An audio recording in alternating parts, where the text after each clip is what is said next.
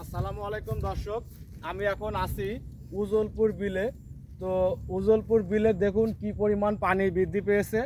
তবে যে পরিমাণ পানি বৃদ্ধি পেয়েছে আমার মনে হয় আর 2 থেকে 3 দিন যদি এরকম বৃষ্টি হতে থাকে তাহলে হয়তো এই যে আপনারা এটা দেখছেন, যে গাভীটা দেখছেন, এটা কিন্তু সমান হয়ে যাবে, লেভেল হয়ে যাবে।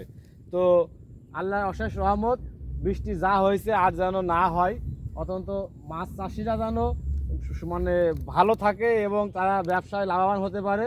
দেখুন পানির যে অবস্থা, কিন্তু পানি কিন্তু পুরো দেখেন সেম সেম হয়ে গেছে। মাঝখানে যে বাঁধ, সেই বাঁধ কিন্তু আর অল্প সামান্যর জন্য কিন্তু টিকে আছে।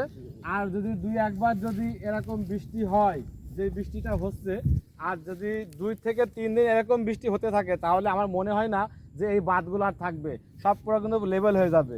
তো যারা মাছ চাষে আছে সবাইকে সতর্ক থাকতে হবে, অবশ্যই সতর্ক থাকবেন এবং নিজেদের বাঁধগুলা যদি সম্ভব হয় নেট দিয়ে অন্তত বাঁধগুলা ঘেরার চেষ্টা করবেন। ধন্যবাদ সবাইকে।